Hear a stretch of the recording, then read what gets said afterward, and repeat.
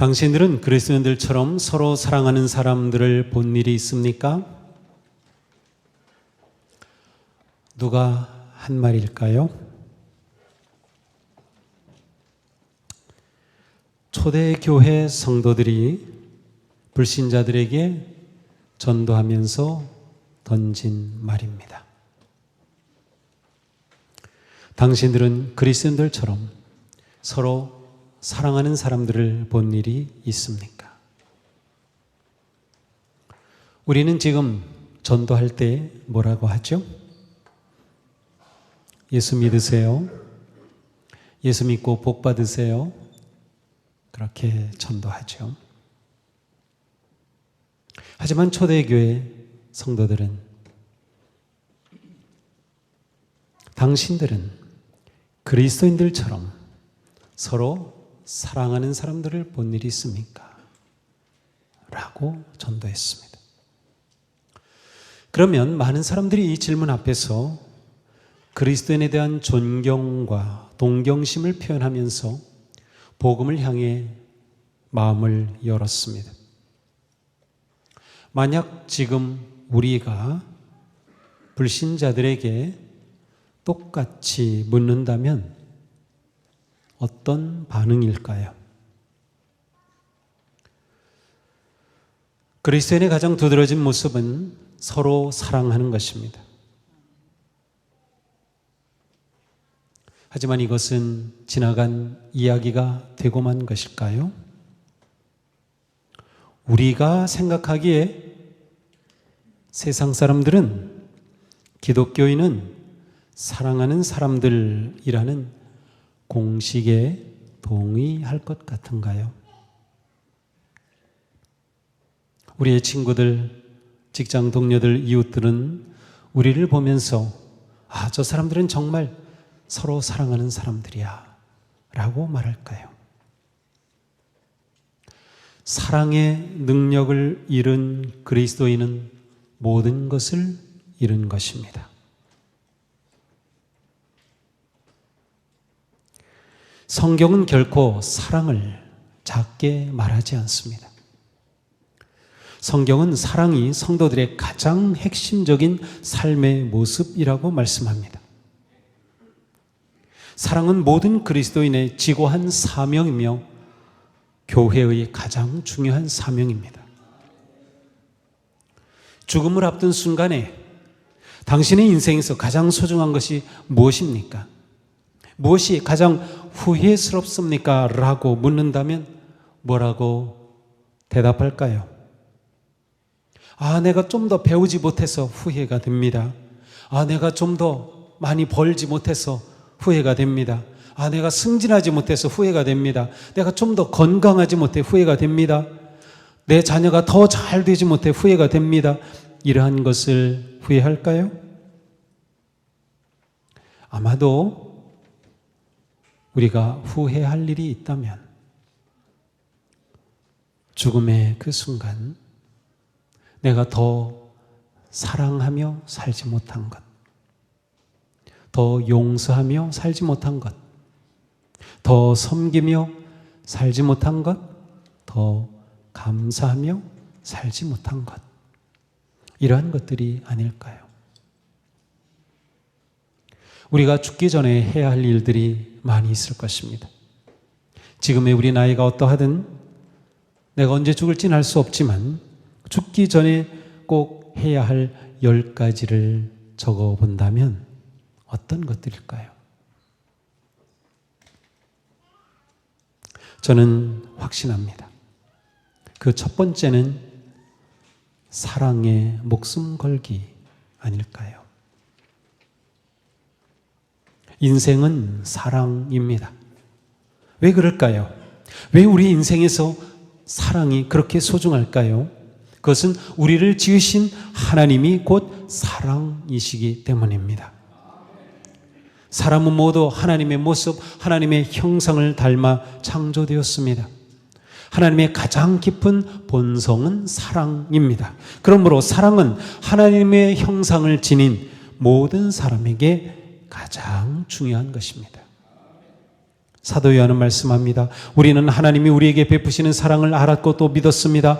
하나님은 사랑이십니다. 사랑 안에 있는 사람은 하나님 안에 있고 하나님도 그 사람 안에 계십니다. 하나님은 사랑이시기에 우리의 본성에도 사랑이 가장 중요한 가치로 깊이 스며 있는 것이에요. 그런데 우리는 사랑이 아니라 다른 것들을 더 추구합니다. 왜 그럴까요? 죄 때문입니다. 죄로 인하여 하나님의 형상이 깨어졌기 때문이에요.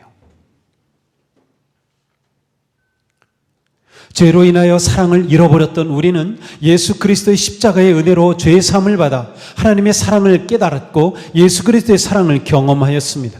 우리가 예수 그리스도의 십자가의 은혜로 죄의 사함을 받고 구원받은 것은 곧 사랑의 형상이 회복되기 시작하였다는 뜻입니다. 내가 구원받았어. 그것은 사랑의 형상이 회복되기 시작했다는 뜻이에요.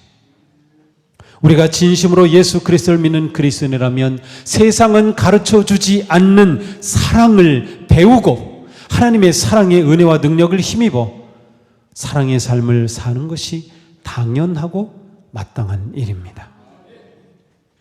오늘 말씀은 예수님께서 제자들과 마지막 작별하시기 전에 고별사로 주신 말씀의 한 부분입니다. 예수님은 제자들에게 가장 중요한 사명을 부여하십니다. 그것은 서로 사랑하라는 것이에요. 새 계명을 너희에게 주노니 서로 사랑하라. 내가 너희를 사랑한 것 같이 너희도 서로 사랑하라. 너희가 서로 사랑하면 이로써 모든 사람이 너희가 내 제자인 줄 알 것이다. 사도 바울은 사랑에 대해서 이렇게 요약합니다. 모든 율법은 내 이웃을 내 몸과 같이 사랑하여라 하신 한마디 말씀 속에 다 들어 있습니다. 성경의 모든 율법이 사랑에 담겨 있으며 사랑으로 완성됩니다. 하나님께서 우리를 교회가 되게 하신 목적은 하나님의 사랑을 경험하고 하나님의 사랑을 배우고 그 사랑을 나누고 전하기 위해서입니다. 우리 교회의 사명이 바로 여기에 있습니다. 우리는 예배하고 훈련받고 성장하고 전도할 뿐만 아니라 하나님을 닮아 서로 사랑하도록 그리스도의 몸인 교회를 이루었습니다. 우리의 선교와 전도는 사랑을 전하는 것입니다. 우리의 섬김과 봉사는 사랑을 나누는 것입니다. 우리의 교육과 훈련은 사랑을 배우는 것입니다. 우리의 예배는 사랑을 드리는 것입니다. 하나님께서는 먼저 택하심을 받은 하나님의 자녀들이 하나님의 가족인 교회 공동체 안에서 서로 사랑함을 배우고 실천하기를 원하십니다. 교회는 무엇보다 사랑의 공동체입니다. 베드로 사도는 모든 사람을 존중하며 믿음의 식구들을 사랑하십시오라고 말씀했어요. 하나님은 왜 우리가 서로 사랑하는데 우선순위를 두라고 하셨을까요? 왜 믿는 우리가 먼저 사랑해야 할까요? 하나님은 사랑에 하나님을 닮은 자녀들이 서로 사랑함을 통해 세상에 하나님을 드러내기를 원하셨기 때문이에요. 하나님은 하나님 자신을 세상에 드러내는 방식으로 하나님의 자녀인 우리들이 서로 사랑하는 것을 원하신 겁니다. 그러므로 예수님은 우리가 서로 사랑하면 이로써 세상이 너희가 내 제자인 줄 알 것이다. 세상은 너희가 하나님의 자녀인 것을 알 것이다 라고 말씀하신 겁니다. 서로 사랑하는 것은 하나님의 자녀로 사랑하는 법입니다. 우리가 하나님의 자녀임을 드러내는 방법이에요. 우리가 교회에 대해 생각하는 오해 그리고 잘못된 생각 가운데 하나는 교회 가면 골치 아프고 시끄럽고 상처받는다는 것입니다. 실제로 그러한 경험들이 있기 때문입니다.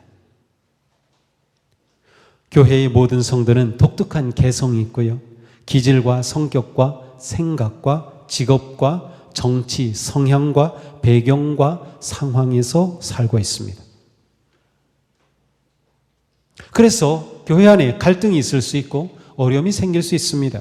그러나 교회는 세상의 어떤 모임보다도 갈등과 상처와 아픔을 품어내고 녹여버리고 넘어설 수 있는 은혜와 사랑의 힘을 가진 세상의 유일한 공동체입니다. 세상의 그 어떤 모임도 교회와 같이 예수님을 닮아 서로 사랑한다는 것을 사명으로 모인 모임은 없습니다. 사랑은 관계입니다. 혼자서는 배울 수도 없고 할 수도 없습니다. 성도는 모든 관계에서 사랑을 배우고 사랑을 실천하고 성장해야 합니다. 우리 교회가 진정한 사랑의 공동체로 계속 자라가야 하는 것이에요. 어떻게 이렇게 할 수 있을까요? 사랑을 내 삶의 목적으로 삼으십시오. 사도 바울은 사랑을 추구하십시오라고 고린도전서 14장 1절에서 말씀했어요. 근데 영어 성경에 보니까 이 구절을 사랑이 여러분의 최고의 목적이 되게 하십시오라고 번역되어 있어요. 사랑이 여러분의 최고의 목적, highest goal이 되게 하라고. 맞습니다. 사랑이 그리스도인의 최고의 목적입니다. 사랑이 최고의 목적이 되어야 하는 이유는 사랑이 인생의 전부이며 사랑이 없는 삶은 아무것도 아니기 때문입니다. 바울은 사랑이 없으면 아무것도 아닙니다 라고 말씀했어요. 삶은 관계입니다. 그리고 모든 관계가 사랑의 관계가 될 때 그 인생은 가치 있는 인생, 복된 인생이 됩니다. 구약의 모든 계명의 핵심인 10계명도 하나님 사랑의 계명과 사람 사랑의 계명으로 이루어져 있어요. 모든 계명은 하나님과 사람의 관계에 관한 것입니다. 이 관계가 사랑의 관계일 때 의미 있고 복된 인생이 되는 것입니다. 그러므로 인생에서 가장 중요한 것은 성공이 아니라 사랑의 관계입니다. 그런데 우리는 바쁠수록 사랑의 관계에 소홀해지기 쉽습니다. 성공에 집착할수록 사랑의 가치를 잃어버립니다. 탐욕에 빠지면 사랑의 관계에 무관심해집니다. 그리스도인의 삶의 목적은 오직 하나님을 사랑하고 사람을 사랑하는 것입니다. 그러니 사랑을 내 인생의 최고의 가치와 목적으로 삼으십시오. 사랑이 최고의 목적이 되어야 하는 또 다른 이유는 사랑만이 영원하기 때문입니다. 사도 바울은 믿음, 소망, 사랑 이 세 가지는 항상 있을 것인데 영원할 것인데 그 가운데 으뜸은 사랑입니다 라고 말씀했어요. 사랑이 으뜸입니다. 사랑은 영원합니다. 사랑이 진정한 유산입니다. 마더 테레사는 우리가 무엇을 하느냐가 아니라 그 일에 얼마만큼 사랑을 쏟았는지가 중요하다라고 했어요. 우리가 일생을 통해 남길 것에 사랑보다 더 귀한 것은 없습니다. 인생을 결산하며 하나님 앞에 설 때 우리는 사랑의 삶으로 평가받을 것입니다. 하나님은 우리에게 너 얼마나 벌었냐? 너 얼마나 배웠냐? 내가 얼마나 유명했냐? 내가 얼마나 권력을 가졌냐? 묻지 않으실 겁니다. 오히려 하나님은 네가 여기 내 형제 중 지극히 작은 자에게 한 것 그것이 무엇이냐고 물으실 겁니다. 우리가 어떤 일을 하였든 사랑으로 행한 것을 보기 원하십니다. 그러면 우리는 어떻게 사랑해야 할까요? 내가 너희를 사랑한 것 같이 너희도 서로 사랑하라 라고 말씀하셨어요. 어떻게 사랑해요? 내가 너희를 사랑한 것 같이. 따라서 예수님은 이 말씀을 하시면서 실제로 두 가지의 본을 보여주셨습니다. 첫 번째는 친히 제자들의 발을 씻어주신 것입니다. 예수님은 말씀으로만 가르치신 것이 아니라 언제나 행동으로 본을 보여주셨습니다. 제자들과 마지막 식사를 하던 날 예수님은 식사하시다가 일어나셔서 겉옷을 벗고 허리에 수건을 두르시더니 대야에 물을 떠서 제자들의 발을 씻어 주셨습니다. 사실 이 일은 종들이 할 일입니다.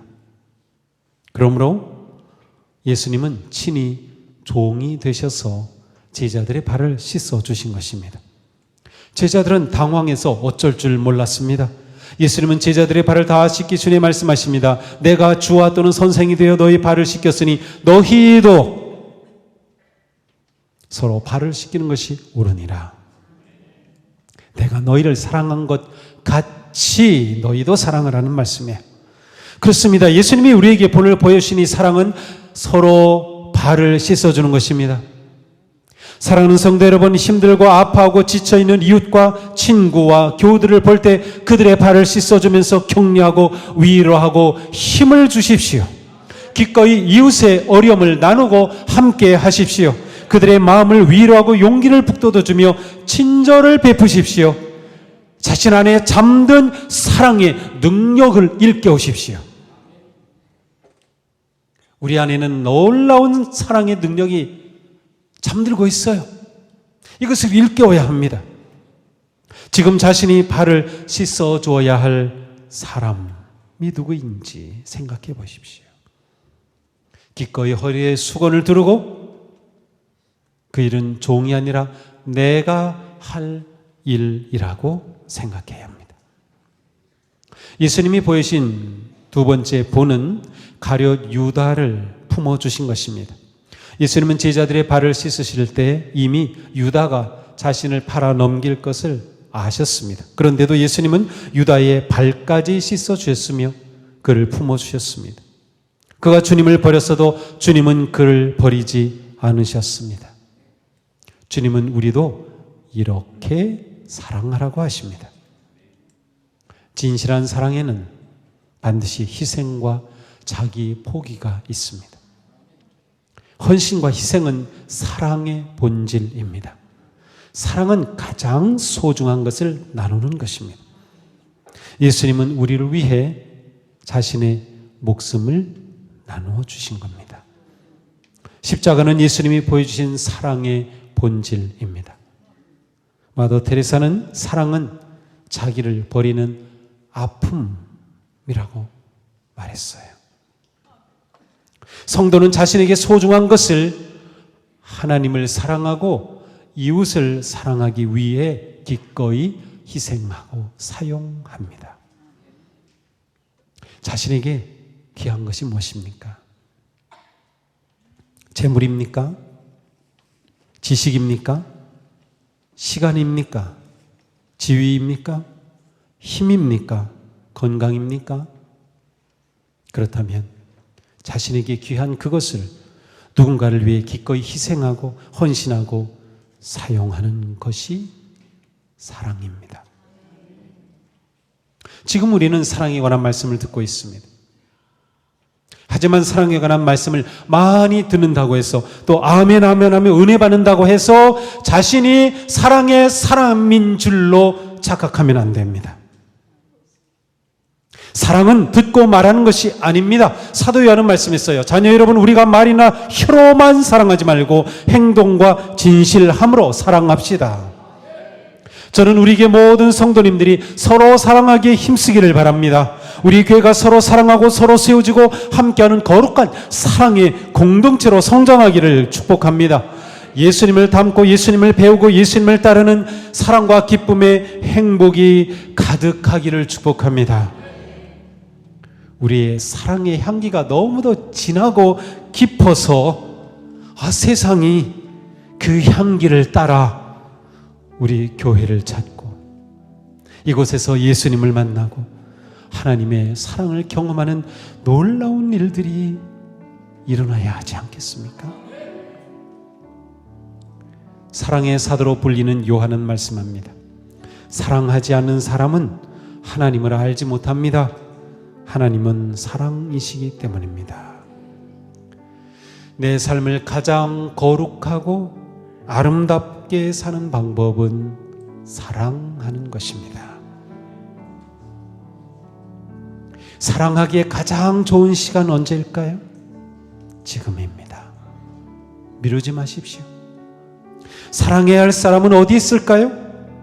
먼 곳에 있지 않습니다. 바로 내 곁에 있습니다. 내 눈에 보이는 사람이에요. 내 마음에 있는 그 사람입니다. 우리가 이웃을 사랑하고 뜨겁게 서로 사랑할 때 세상은 우리 안에 계신 하나님을 볼 것입니다. 이것이 우리가 세상에 하나님을 알리는 거룩한 방식입니다. 언제 읽어도 언제 묵상해도 우리의 마음을 따뜻하게 해주는 사랑의 말씀이 있습니다. 우리 이 말씀을 생각하면서 함께 읽어보겠습니다. 사랑은 오래 참고 친절합니다. 사랑은 시기하지 않으며 뽐내지 않으며 교만하지 않습니다. 사랑은 무례하지 않으며 자기의 이익을 구하지 않으며 성을 내지 않으며 원한을 품지 않습니다. 사랑은 불의를 기뻐하지 않으며 진리와 함께 기뻐합니다. 사랑은 모든 것을 덮어주며 모든 것을 믿으며 모든 것을 바라며 모든 것을 견딥니다. 사랑은 없어지지 않습니다. 사랑하는 성도 여러분, 사랑을 인생의 목적으로 삼으십시오.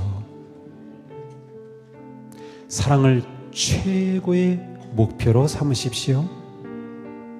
우리가 서로 사랑할 때 세상은 우리가 누구인지 알게 될 것입니다. 사랑은 전부입니다. 사랑이 없으면 아무것도 아닙니다.